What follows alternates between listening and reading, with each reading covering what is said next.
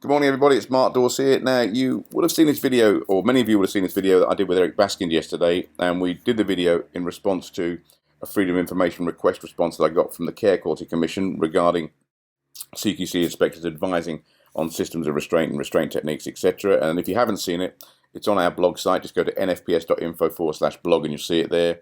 It's also trending on LinkedIn right now. It's had over 1,100 views on LinkedIn. But today, I want to talk to you about this. This is something called HSG 48, and it looks at cause of human failure. Now, we were going to talk about this in the video yesterday, but I thought I'd do this separately because I didn't want to add too much more to the video because it is quite a long video. But it's about this model here, and I've used this model many times when writing reports for court, when helping organizations develop training programs, when helping them audit what they're doing, looking at things that have gone wrong to find out the underpinning factors and put things right, and for lots of other reasons as well. And I'm going to go through this model bit by bit with you. I'm also going to take you through something here called events and causal factors analysis, which is another model I use for looking at why things go wrong as well. So I'm going to come back to those.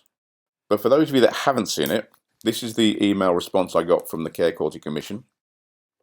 And it's in response to questions I asked them. And I said here, could you please inform me as an FOI request of specifically what the CQC would consider to be approved restraint techniques and or systems of restraint?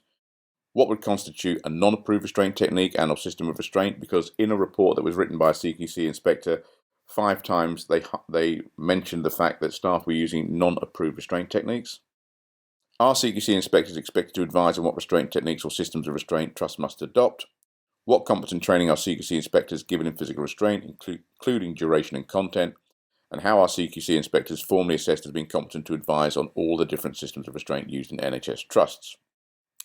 They did answer this, and in answering the first part, they said CQC does not have a list of approved restraint techniques or systems of restraint. And they direct me towards NICE guidance, which is NG10, which is guidance. And they also direct me to NHS England leading a significant improvement program to reduce restrictive practices. And they direct me here. If I click on that link, it goes to the new RRN standards, which are being adopted by Build for this new certification scheme, which at the moment is not mandatory, may become mandatory, I don't know. Question 2, they say CQC does not have a list of approved restraint techniques or systems of restraint. The references in the report you quote from refer to Sheffield Health and Social Care NHS Foundation Trust's own policies for what are the providers' approved techniques. CQC inspectors are not expected to advise providers about restraint techniques providers should use. CQC inspectors do not give advice about restraint techniques or systems of restraint. CQC inspectors do not undertake physical restraint training, and CQC inspectors do not receive training about the appropriateness of restraint training. CQC inspectors do not give advice about restraint techniques or systems. So in that email, it's quite clear that CQC inspectors do not have any training. They're not given any training. They're not expected to advise on restraint. They're not expected to, make any suggestions or recommendations about what techniques you use, which is slightly perverse when you consider that in Regulation 13 of the standards that they have to actually comply with, they have to safeguard people from unlawful restraint. So, my big concern was how could an inspector inspect and safeguard people from unlawful restraint if they actually don't know anything about restraint? So that was the sort of crux of what concerned me. And Eric and I talked about that in the video. Now, let me take you through this model because, as I've said already, this is the model I've used many times. It's a good model because it takes away subjectivity. It allows me to be objectively focused on a problem. And as you can see here, it goes from the left there with human failure right across to the right-hand side. Now, I'm going to cover some of those in depth for you now. But one of the things that's bugged me for years is when staff are given training, sometimes that training is too complex. Staff can't remember it. It's not fit for purpose. It doesn't deal with the risk. And when it goes wrong, the member of staff is hung out to dry and they said, you made a mistake. You did it wrong. It was a human failure. So they focus on this bit here. On the far right-hand side, it says human failure and blame the member of staff. And I've never thought that was acceptable if the training wasn't fit for purpose. Now, let's just have a look at the rest of this model. So underpinning human failure, we have errors. And this is defined by HSG 48 as an action or decision which was not intended, which involved a deviation from an accepted standard and which led to an undesirable outcome. So that's their definition of an error. And we have skill-based errors here, which fall into 2 categories, which is slips of action and lapses of memory. And these occur in skill-based and familiar tasks which we carry out without much need for conscious attention, i.e. driving a car. So if someone's following a habitual process that doesn't require a lot of thought, a lot of focus, that's when this tends to go wrong. But here's the interesting bits here. This is mistakes, and this is what I want to look at predominantly. And they say mistakes are when we do things wrong, believing it to be right. And they classify two types of mistakes here. One is a rule-based mistake. So these occur when a rule or rules exist that, generally speaking, have no basis in fact. So in short, they've simply been made up by someone without proper consultation or reference to, for example, any legal standard or understanding of the risks involved. And to give you some examples of this, a rule may have been made up that says that a member of staff may not use a more restrictive intervention when controlling a violent person. This is a common one we come across quite regularly. However, when a non-restrictive technique is used and fails and someone is injured, the member of staff may be blamed for making a mistake by not doing the technique properly. So in other words, they tried to use a lesser degree of force, which isn't fit for purpose for a higher level of violence, but the member of staff gets told if they did the technique right, they wouldn't have made the mistake. But this is also classed as a latent failure. And a latent failure is something that caused a more direct failure, the technique not working, which ultimately led to the error occurring. And a latent failure refers to less apparent failures in the design of organizational systems, the environment or equipment that are often hidden until they contribute to the occurrence of errors or allow errors to go unrecognized until they harm someone. So when I look at this and I work back from something that's gone wrong, member staff used a technique that didn't work and the staff members blamed, for example, because if they'd done it properly, it would have worked. When I come back to here and I start looking at where that rule came from, and for example, I've been invited to panels, I've challenged panels. A chair of a panel for an independent restraint advisory panel actually said that you cannot use a pain compliance technique with a child. It's illegal. The Children Act prevents it. And I knew that was wrong.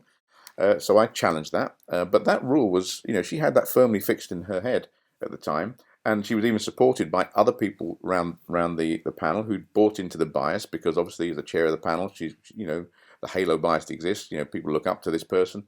So they bought into this thing, and they were all saying, no, you can't use force with a child that may cause pain. And I just want to clarify this, I don't want to use pain with a child. I don't want to use pain with anyone, but if it prevents a death, if it prevents a great harm from occurring, then it may have to be something that needs to be considered. You can't just leave it out. That's my concern.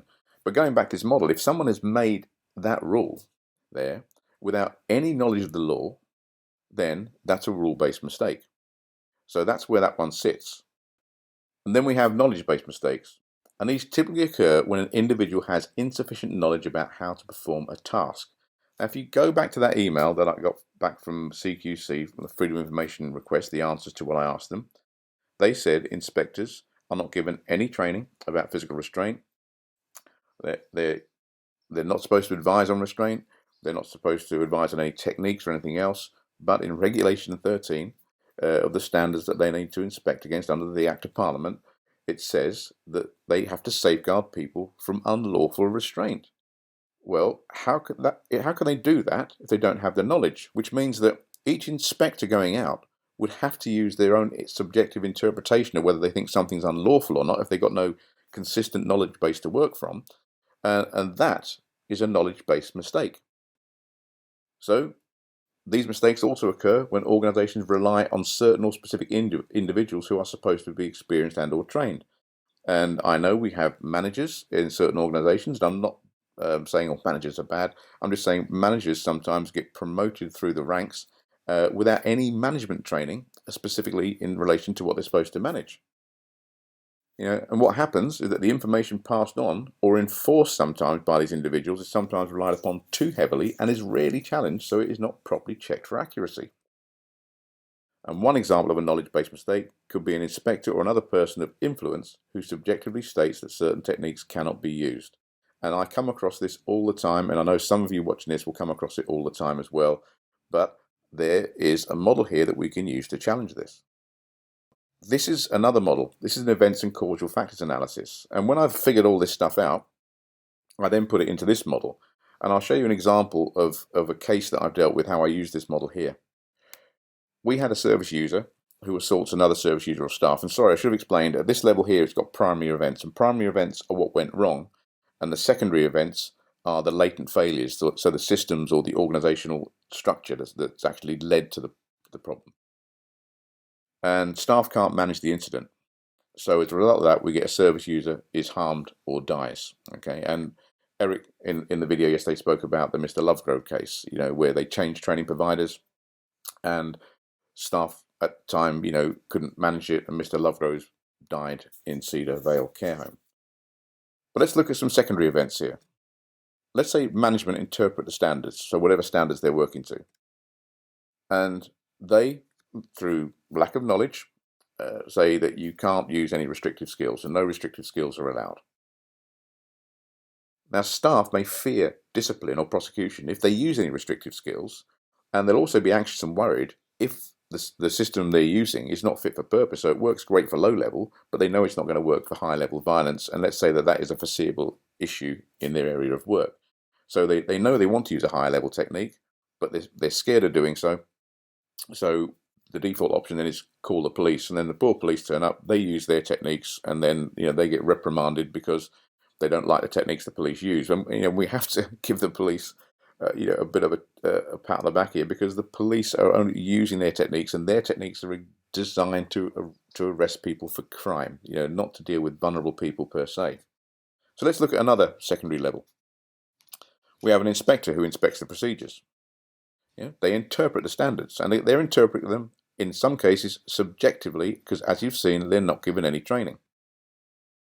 And let's say, hypothetically, that inspector advises on the use of force, or by suggestion infers that they should be using only certain training providers who are on a certain list. As you saw from the email I received, they are signposting people to the RRN training standards. So that means that people will presume that if they use someone on that list, that will keep CQC happy. And let's say that as part of this, no restrictive skills are allowed. And again, if you watched the video yesterday, and I urge you to watch it, Eric and I spoke about a number of things. And one of the things that came up is that certain organizations are allegedly, not reporting accurately. They're not saying that staff are using certain techniques. So on paper, it looks as though they're not using any pain compliance techniques, and it looks like they're not using prone. But in reality, they are. It's just not being reported because they want to prove, or they want to demonstrate, for the sake of accreditation or whatever, that they've reduced restraint so they can have certain certification. Okay, that's happening. Well, if we look at this, we can see here that we can have a competence issue with the management. Particularly if they're saying that no restrictive skills are allowed, and that's a rule based up without any basis in law, or it's a knowledge-based mistake where they haven't had any training and they are just trying to placate the inspector or placate whichever accreditation or certification company they're with. All right. And then we have an inspector's competence here if they're advising on the use of force because they don't get given any training. If they're signposting people to certain training providers without really understanding the greater issues around the certification or accreditation scheme. And one of the competencies here is, again, going back to Regulation 13, they are supposed to safeguard people from one aspect, which is unlawful restraint.